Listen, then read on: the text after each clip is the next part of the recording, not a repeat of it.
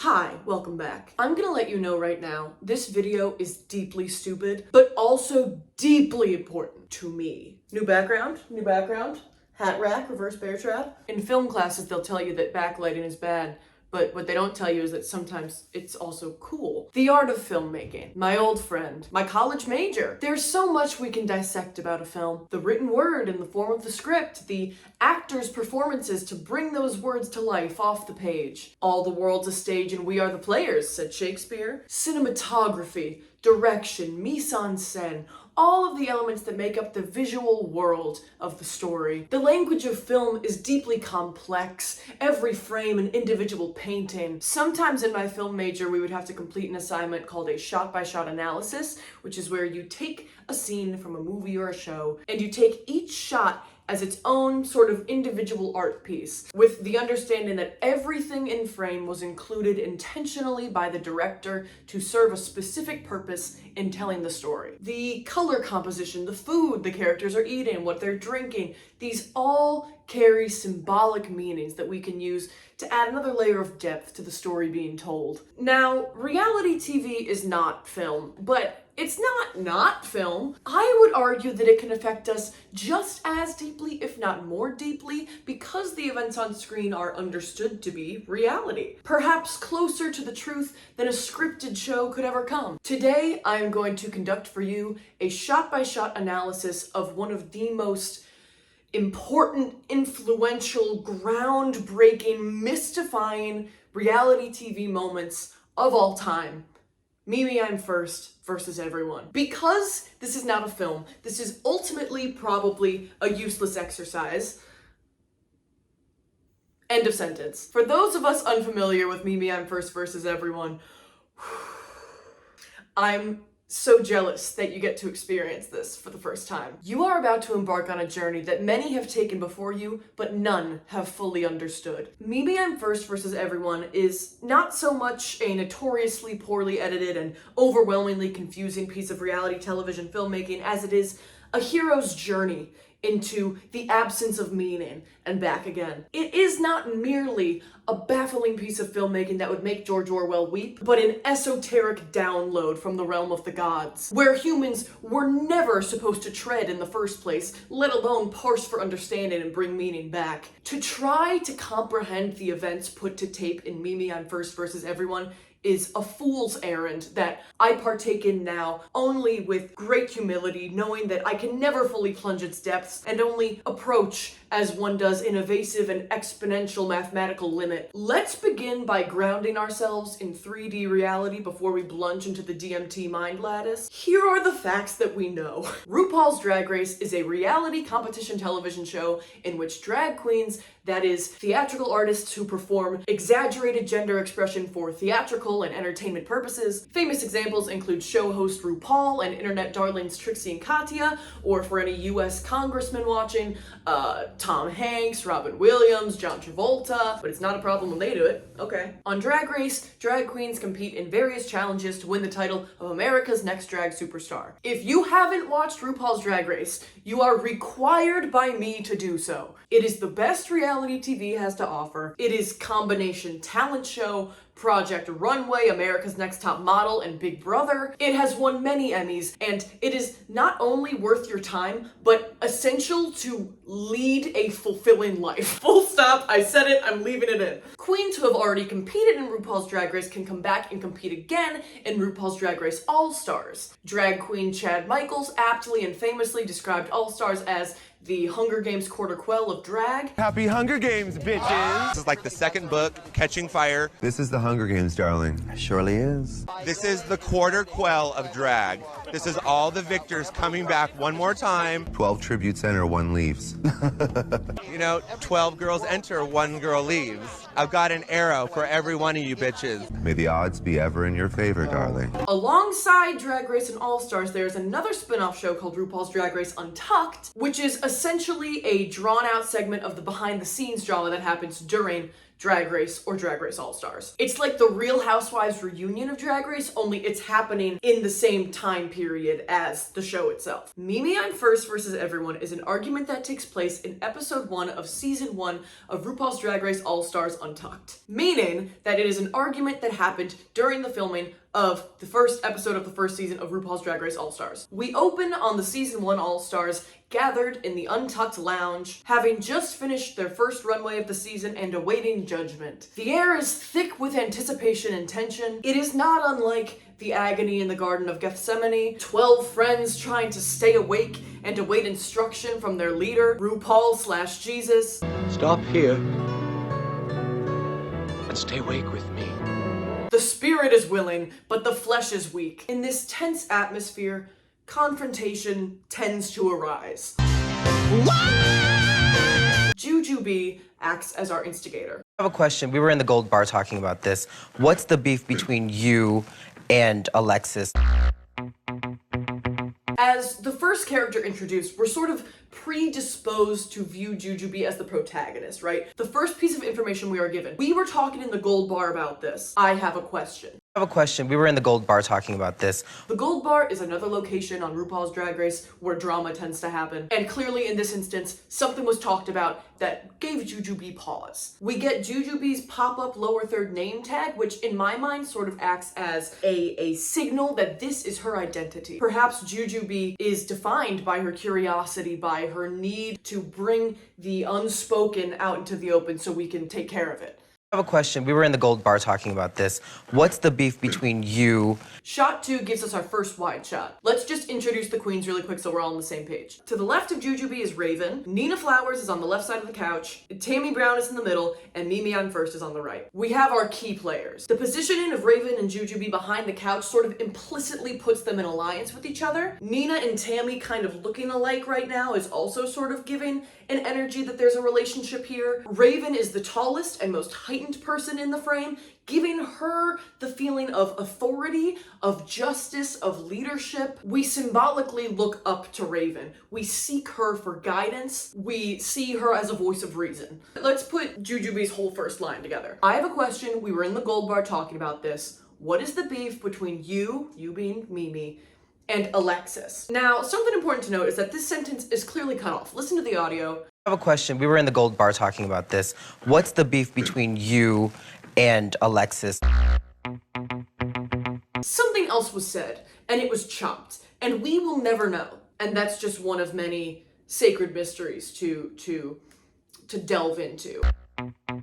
Mimi scratching her eye here betrays a sort of subconscious discomfort. If we're gonna get really deep, we could take this as foreshadowing sort of a hypocritical nature in Mimi. You know, the old proverb, how can you take a speck of wood out of someone else's eye when you have a giant plank in your own? You know, scratching the eye shows sort of not seeing the situation clearly. So right off the bat, we're introduced to Mimi. Immediately we're getting vibes that she's maybe a shifty character, or at the very least uncomfortable with the beef.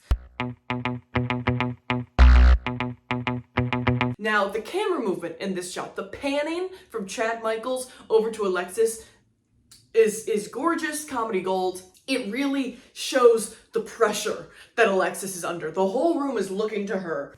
I lost my job because of Mimi taking over my whole bar. Okay, the confrontation has begun. We're hearing Alexis speak, but we're seeing Mimi. We are seeing the two sides of the war here. We can assume Mimi is looking at Alexis in this shot and listening to what she has to say. Because of Mimi taking over. Now in this shot, we're introduced to another key player, Manila. She's in the purple, and we get that lower third name pop up for Alexis. Now Alexis's name pops up when she is explaining that Mimi took over her job. Because of Mimi taking over my whole bar. If we're running with the thing that their name pops up at their most defining moment, then it's interesting that Alexis's character is defined by her victimhood at the hands of Mimi I'm First. And therefore, the only trait we really have about Mimi so far is that she's shifty or nervous and that she did something bad to Alexis. We are being primed by the visual language of this scene to think that Mimi I'm First is in the wrong. I'm gonna pause here, and again, let's put that whole Alexis line together. I lost my job because of Mimi taking over my whole bar. I lost my job because of Mimi's basically taking over my whole bar. Let's analyze this language. Mimi's taking over. I lost my job. My job was taken from me. I lost my job because of Mimi's taking over. Mimi's conquering, Mimi's colonization, Mimi's ruthless thievery of my whole bar. Not just part of it. She came and she took it all. There is nothing left for me, Alexis Mateo. My whole bar. In this shot, we get more Mimi blinking, again, sort of symbolizing that untrustworthiness, maybe a shifty character. Over my whole bar. I respect because it was not your decision, it was bar owner, but I feel betrayed. Notice how Manila is glaring at Mimi at this point. It seems there's an alliance forming between Alexis and Manila. Mimi scratches her eye once more. Nothing we haven't seen already. Again, shifty character. We are being led not to trust her. Again, this line seems clearly cut off. But I feel betrayed. Another mystery we will never know the answer to. Manila's looking to Alexis in this moment feels like looking to her for marching orders. The alliance is solidified. Manila has heard all she needs to hear. The two of them are gonna work together. But I feel betrayed. Mimi being framed alone in close-up with this boom sound effect really shows the daunting isolation that she faces. When Alexis is talking, we have Manila in frame. She has support from her community. When we see Mimi, she is outcast and alone and evil and Fearsome, and I'm wretched, and I'm wrong.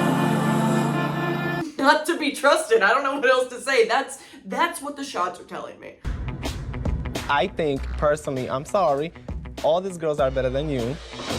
Now, with this line and with this shot, Alexis, to me, seems empowered by the confirmed alliance with her and Manila to take the confrontation a step further. I lost my job because of Mimi's taking over my whole bar. I respect because it was not your decision, it was bar owner, but I feel betrayed. That could have been it. She could have stopped speaking, but Manila looked at her and gave her that strength. And she said, you know what? Another thing. I think, personally, I'm sorry, all these girls are better than you.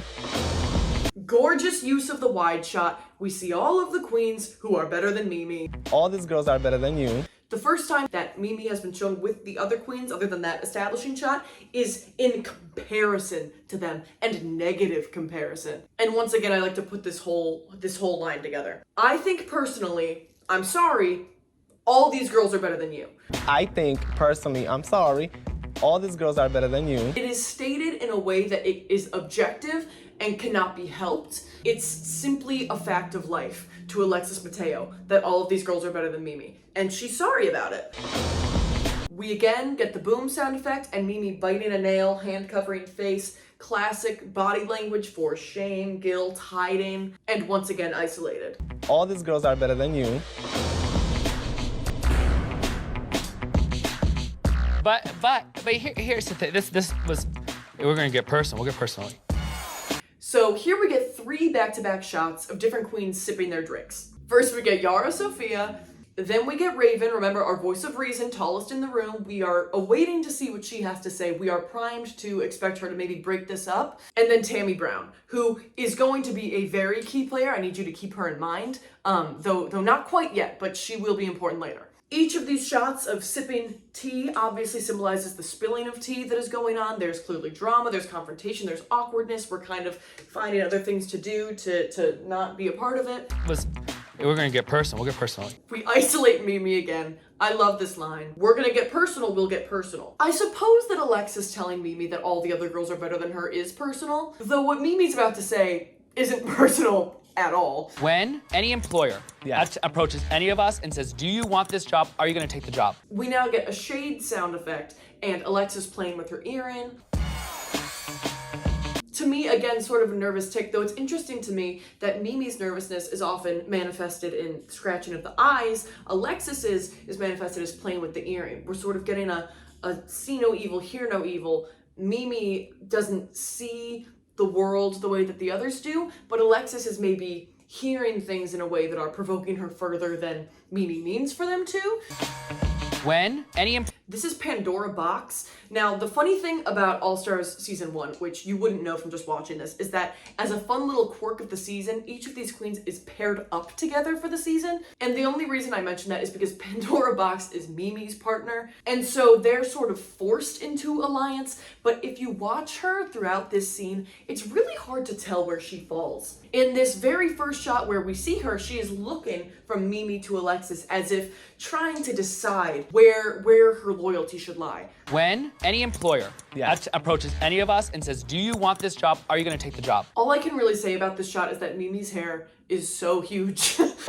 I had no idea that he let you go. Alexis moves her hair behind her shoulder as if to show she's unbothered, not phased. This close-up of Jujubee shaking her head, obviously disapproval of Mimi's statements. The RuPaul poster behind her gives a symbol of authority as well. Jujubee and Raven are the two standing, which already gives them authority, but we have this sort of all-seeing eye of God / RuPaul behind Jujubee, kind of giving her a support. And because of that sort of implied spiritual alliance, we're inclined to agree with her that Mimi's out of line. I had no idea that he let you go. And if you have a problem with it, you come to me first, girl. Now in this frame, you can notice a little sliver of Latrice's shoulder. Mimi is not completely isolated. There's maybe a possibility of bringing in Latrice to her side. And interestingly, this time Alexis is framed completely alone with no Manila. Problem with it? You come to me first, girl. No, I don't have. Maybe their alliance is on the rocks. Maybe Mimi is making a point here. Problem with it? You come to me first, girl. I don't have. No. Shh. I listen to you, and now you're gonna listen to me for 1 hot minute. So choosing this moment to be Mimi I'm First's name pop up. No. Shh. I listen to you, and now you're gonna listen to me for 1 hot minute. The moment she loses her cool, the moment of fatal hubris, we were building up to perhaps Mimi making a point, to perhaps bringing others into her side and Alexis being in the wrong, right? With that isolated framing versus bringing in other people to Mimi's shot. This is the moment of downfall. She just could not hold the temper in. She could not keep it together. She is defined by that. As a character, she is someone who loses her cool, who is filled with hubris. It's sort of all gas, no brakes from here on the Mimi hate train after this moment. It's also poetic to me that her name is Mimi I'm First. Me, I'm first. Arrogance, pride goeth before the fall, right? The name pop-up of Mimi I'm First for the first time when she is refusing to let others talk and insisting that she finishes talking first. The art of filmmaking. No. Shh. I listen to you, and now you're gonna listen to me for 1 hot minute. We get our boom and rattle sound effect. Manila is back in the frame with Alexis. We feel symbolically that the queens are back on Alexis's side. Mimi just threw it away. No. Shh. I listen to you, and now you're gonna listen to me for 1 hot minute. This is my problem with it. The camera zoom out here to me feels like it's heightening the chaotic energy. Like, let's just zoom out for a moment and realize what's going on. Mimi is so chaotic, the camera can't even focus on her. It needs to back up to stay grounded. Mimi's footing in this conversation is so unsteady, the camera can't even decide where to focus. No. Shh. I listen to you, and now you're gonna listen to me for 1 hot minute. This is my problem with it. Act the fool, girl. I'm here. Act the fool. This is the first of many shots heard around the world in this video. Boom, and Mimi looks up at Alexis. Latrice's shoulder is farther from her than it has ever been, symbolizing Mimi's rapidly dwindling support from the group. Mimi looks aghast, agape even. Act the fool, girl. I'm here. Tammie Brown excitedly sits up from the couch. She has heard the call to action, to act the fool, girl. We can see in her eyes, she is eager to do just that. Act the fool. Raven smacks her lips and looks down. Now, we are still awaiting her input. She has held back this long, and it gives us the feeling that when she does speak up, she will be correct somehow. She takes on almost a referee energy in this exchange, and we're waiting for her to come down with the ultimate verdict on what's even happening here. Act the fool. We are living in a... Now, with this wide shot, Mimi feels especially small, captured in the belly of the beast, surrounded by these people who don't like her. Everyone just looks down on her. She is thoroughly trapped in this confrontation. We are living in a world where people look at us like we're Close up again on Mimi, and the camera is bobbing around wildly, sort of showing that no one has any idea where she's going with this line of talking. She has lost the room. We are living in a world where people look at us like we're freaks. Ha! Ha! I'm acting. This was the second shot heard around the world. Ha! Ha! A complete curveball, non sequitur to the conversation. This is maybe in response to act the fool, or maybe this is her acting out that people see them like freaks, like she's being a freak. Act the fool. We are living in a world where people look at us like we're freaks. Ha! Ha! I'm acting. In any case, I don't think she's on anyone's side. I've never seen a true chaotic neutral addition to an argument before this clip. And the way that it cuts, the lack of reaction from people, it feels like maybe this didn't happen here, where it's inserted in the chronology. A world where people look at us like we're freaks. Ha! Ha! I'm acting. Why are we... Again, this is reality TV editing. We can never really be sure. Let's play it one more time just to get the full impact of it. It's so important to me. Act the fool. We are living in a world where people look at us like we're freaks. Ha! Ha! I'm acting. Alexis laughs warmly at Tammie's interjection. Why are we sitting... Manila is solidly in frame. This sort of implies to me that Tammie was somehow backing Alexis up with huh, huh. I'm acting. Though I can't comprehend how or why. At this point in the scene, we've sort of entered the realm of chaos. There's really no telling why anything is happening in the order that it's happening or what it means. Why are we sitting here bullying each other? I think it's highly inappropriate. No, baby. We are not bullying. We are having open discussion. Mimi framed alone again, talking about it being inappropriate that they're bullying each other. Now, let's play devil's advocate for a second here. The framing of this scene has led us to believe that Mimi is evil and not to be trusted. But let's take a second and look at it on paper, right? Alexis did, unprovoked, say that all the other girls are better than her. I mean, it's a little bit bullying. And yet the framing, the filmmaking of this scene just will not let us side with Mimi for even an instant. I'm predisposed to hate her. Here, bullying each other. I think it's highly inappropriate. No, baby. We are not bullying. We are having open discussion. From Mimi completely isolated to a wide shot of the whole room, chiming in, arguing about whether they're bullying or having a mature discussion. Everyone's engaged. This is now truly Mimi I'm first versus everyone. Alexis smiles and nods. She seems to have the room on her side. We are not bullying. We are having open discussion. We're not bullying any discussion. Everybody shut up. As someone in the room says we're not bullying each other, Mimi rolls her eyes. She's fighting a losing battle. All she can do at this point is be annoyed. I'd like to make note that Latrice is completely hidden here, as if trying to fade into the background. It seems like she wants nothing to do with anything that's happening. We're not bullying any discussion. Everybody shut up. Chad acts as the unsuspecting maintainer of order. We haven't really heard from her yet in this whole scene, but she comes out as sort of an impartial, just, hey, bring it down a notch. Everybody shut up. Okay, now a lot of things have been said. Sure, I'll agree that Alexis maybe was bullying Mimi a little bit, but exactly what part of this could be classified as shenanigans? I guess maybe Tammie committed a shenanigan when she chimed in, but of all the words I would use if I were Mimi here, shenanigans does not feel like it would come to mind. Again, another just confusing block in this tower we're building. Let's take a moment and look at the faces of the queens here. Chad is indifferent. She does not care. She doesn't seem to like Mimi, but I mostly feel like she just doesn't want people to be arguing anymore. Manila looks disgusted, perhaps defending her friend since this alliance has been formed. And Alexis is laughing. She has already won. She has time to gloat as Mimi just digs her own grave. I did not sign up for this. Strangely, Mimi is framed with Tammie here. Now, this to me feels less like a showing of alliance and more so a foreshadowing that Tammie's gonna play an important part here in a moment.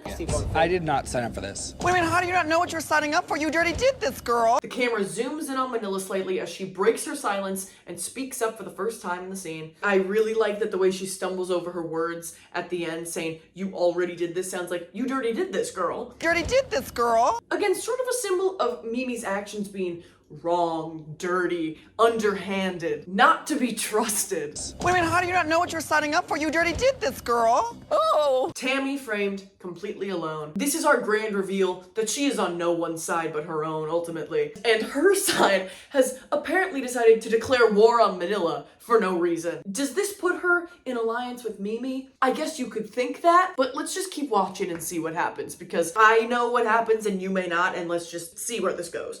In this corner, the anti-Mimi alliance, and in this corner, Tammie Brown. Wait a minute, how do you not know what you're signing up for? You already did this, girl. Oh. Well, come on, Teletubby. Teleport us to Mars. What the The absolute confusion. The hands. What the fuck? the complete insanity and completely motiveless choice for Tammie to declare war on Manila, Manila's abject confusion, not just the shot heard around the world, but the cannonball. Well, come on, Teletubby. Teleport us to Mars. What the It's so beautiful. It's so beautiful and important. What the Is this bitch for real? Manila's confessional. We get led into Manila's private inner world here. And she says, "Is this bitch for real?" By its sequencing in this scene, this is implied to be about Tammie, but something tells me it's not. I don't have anything to prove this. It's just, if you look at what happened and then see the confessional, it feels like it was from a different context. Well, come on, Teletubby. Teleport us to Mars. What the Is this bitch for real? So there's maybe an implied sort of side action battle happening between Tammie and Manila for no reason, but neither of them seem to really care about it or care to comment on it. It seems completely manufactured, but what's really interesting is this. Is this bitch for real? I did not sign up for something. No. Somehow, Tammie's comment means that Mimi has officially lost the war. Somehow, she cannot bear to go on after "Come on, Teletubby, teleport us to Mars." The confusion, like, this took place in a different dimension. Nothing that happens makes sense. You started this. Change your A wide shot of the room as Mimi gets up to leave. Exile, banishment from the community. Mimi has lost. Pandora Box, I'll remind you again, Mimi's partner for the season, smiles and looks down. Maybe implying her agreement with the Mimi haters, but she can't really speak out about it because then what's she gonna do for the rest of the season? The framing here as Mimi moves to the back of the room with Alexis framed in front of her sort of shows this, the winner takes it all, the loser has to fall. Change your costume, Mimi. Your costume, change it around. Tammie appears to have joined the Mimi haters seemingly by accident. Again, she's an agent of chaos. We can't rightly put any motivation to anything that she's doing. The nerve of the cameraman to zoom in on Mimi dropping her boa behind the chair. She is already at her lowest. This is pure insult to injury. They just hate her. It's Mimi Imfurst versus everyone, and that includes the cameraman, the editors, the producers of the show. And please, let's just put together that whole little Tammie song. Another iconic line. Change your costume, Mimi. Your costume, change it around. I was feeling like So after Mimi drops her boa, Chad turns around to look at her. This feels like maybe a moment of empathy, right? Someone is looking back and seeing Mimi, witnessing her humanity. I'm Katy Perry, and I'm not just one thing. Can I get a witness? Seeing her at her lowest and choosing to turn around and give her a look, right? I was feeling like Mimi's kind of turned over a new leaf. And then guess who came back? The old Mimi. Wrong. What did Mimi do to Chad? The way this is spliced in here feels like this is in direct reaction to her dropping her boa, like that was somehow offensive to Chad. The dog pile just continues, and for what? The old Mimi. I just don't think it's appropriate to talk about that had nothing to do with anything that's happened here. Pandora Box looks on. They keep cutting to her, probably because they want to show how Mimi's partner feels about all of this, but she just has nothing to say. What can you say? Your wagon has been hitched up to the girl everyone hates. They're shouting her out of the room. What are you gonna do, join her in exile? No! Mimi Imfurst is evil and everyone hates her, so I'm gonna stay here and play it safe. I just don't think it's appropriate to talk about that had nothing to do with anything that's happened here. Okay, the way she says this makes me feel like she's making a point or like this makes sense, but if you step back and look at it for a second, it doesn't make any sense. Why wouldn't they talk about things that haven't happened here? If they knew each other already, wouldn't that be pertinent? Like, is there a rule that when you meet someone, you can never talk about any time you've ever spent time with them before? To talk about that had nothing to do with anything that's happened here. Well, guess what, Mimi? We did. Iconic, iconic, iconic. Underrated shot heard around the world line. I love this line. This is almost certainly not the order that these events occurred in or what she was responding to when saying this, because this bizarre cut to an even wider shot than we've seen yet has multiple people who have switched positions. Jujubee is now sitting on the couch, Chad and Pandora are standing behind them, and Raven is way over to the left. Like, this is not what she was responding to, but the idea of it being, I don't see why we're talking about things that happened outside of the competition. Well, guess what, Mimi? We did. It's so good. This like super villain delivery on a line that, again, if you think about it, really, it means nothing. Well, guess what, Mimi? We did. I have nothing else to say. I can't say anything else about it. I love it. I love it. Mimi crosses her arms as if not expecting for Raven to jump in. You, Mimi, I'm first. Mimi, I'm first was number 3 in the voting. I could not believe it. A new issue entirely, prompted by seemingly nothing, yet presented with the tone of voice that Raven is defending something. Another extremely iconic and underrated line. You, Mimi, I'm first. Mimi, I'm first was number 3rd in the voting. I could not believe it. You, Mimi, I'm first. Mimi, I'm first was number 3 in the voting. I could not believe it. Out of all From witnessing Mimi's evil ways, for whatever reason, we're inclined to kind of go with Raven on this. For context, because it's not explained very well, there was a fan voting for this season to see who should be on All Stars, and a lot of people felt like it was weird that Mimi got voted on over some other queens. Out of all Do 50 not attack bitches, my fans, bitch. Mimi tries to regain some ground.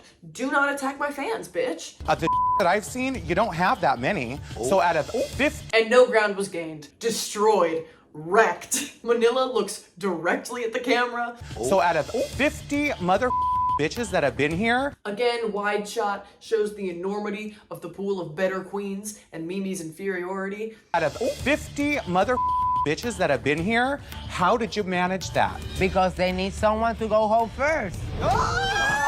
You know, we were sort of anticipating Pandora Box to maybe speak up at some point. Probably not Yara Sofia. We really haven't heard anything from her or even seen her. The ultimate dark horse in the situation adding on as the final straw that broke the camel's back. If even Yara Sofia, background silent queen of the scene, is chiming in just to dunk on Mimi, the conversation's over. Manila doubles over laughing. Alexis laughs. We're celebrating at this point. The Wicked Witch is dead. Because they need someone to go home first. Let us speak loud. Let us speak rageful. Mimi throws her hands up as if in surrender. And you know what? This thing is my annoying. It's stupid. Thank you. And you know what? And there she goes Not again. very nice. She rushes to the door. The camera pans with her, sort of showing the urgency of this escape. Pandora watches after Mimi as she leaves. She looks almost regretful for not standing up for her partner. And then she scratches her nose and looks away. So we've had see no evil, hear no evil, smell no evil. To be honest, I'm not sure what that implies. Pandora has been the most mysterious player in this whole situation, and we really won't hear from her again. Where does she stand? I still don't know. What? And Okay, there she that's goes not again. very nice. Whatever. You want it crazy, well, you got it now. Insane zoom on Tammy as she walks around the couch. And this is in regards to what exactly? What Mimi just did? Her own craziness? The insanity of this argument? Again, a line said as if it means something, but if you think about it for a second, it's like, what are we talking about? Again, almost certainly not the order of the way that things went when this actually happened in real life. You want it crazy? Well, you got it now. People are attacking. And Tammy sits on the couch. She ends her arc with such grace. People are attacking me, and it's just completely... I'm really not trying to add on to the dog pile of all these other queens here, but the reveal in Mimi's confessional that this has been her real hair the whole time, it's simply shocking. A mask off moment, to be sure. People are attacking me, and it's just completely immature, childish shenanigans. These people should be ashamed of themselves. I'm done. This shot is art. Mimi walking off into the sunset of the studio lot with that giant hair and huge green boa. The irony of her talking about people being childish and immature and pulling shenanigans. It's insane. Saying they should be ashamed of themselves feels like a really over-the-top reaction to the situation. But then again, if you look at it from her side, she's kind of right. And yet the framing, the filmmaking, everything about this scene has us primed to think that she's being crazy. And that brings us to shot 71, the final shot of Mimi I'm First versus everyone. We did it. We defeated the evil that was here, I guess. What was it all for? We won, but at what exactly? And at what cost? I don't have these answers for you. I told you, this was a useless exercise. I don't know why any of the things that happened in this video happened, but I think that's kind of beautiful. There is no wrap up, there is no closure. It was Mimi I'm First versus everyone, and ultimately everyone won. Thank you for watching this. I hope it was a supreme waste of time. I'm joking, I do hope you enjoyed. Watch Mimi I'm First versus everyone, watch it again. I have been obsessed with it since I first saw it. I've watched it like 8,000 times, and especially to make this video, I watched it like frame by frame. There's just so much to unlock and learn from studying this clip. This was just kind of a funny little shitpost idea that I had, and I was like, I'm doing it. It matters to me, and it's important that the people are made aware. If you're new here and you liked my sense of humor and you want to hear some longer, more, extensively written stuff from me, I have a playlist of video essays that I've made. I also make music, which is here on my channel. I have a Patreon, and I just started a brand new thing for my patrons called the Juniper Gazette, which is my new monthly newsletter for patrons named after my cat Juniper, and just because it sounds cute. It's sort of part blog style progress update, part like drawn, like zine, like sketchbook page, and part just like letter from me to you. It's cute, it's fun, I'm really excited about it. I feel like I have not given as many cool prizes to Patreon as I could be, and so I'm really happy to have something in place now. And you can also, if you don't want to like subscribe to Patreon, you can pay to just buy the Juniper Gazette. Like you can just buy each of those little segments as they come out. Also, my Saw video, which if you've been here before, you know about. My friends and I did like a podcast. You can also just buy that on Patreon now, so you don't have to subscribe. You can just purchase that whole podcast from me. I think that is all of the housekeeping. Hopefully this will come out around the holidays. Happy holidays. I hope you had a great whatever you celebrate. And yeah, that's gonna do it. Thank you for watching this very, very silly video. Love you. Bye. You, Mimi I'm First. Mimi I'm First was number 3rd in the voting. I could not believe it. So out of 50 other motherfucking bitches here, how'd you manage that? Don't come for my fans, bitch. Well, of the shit I've seen, you don't have that many. Ooh! Oh! Yeah.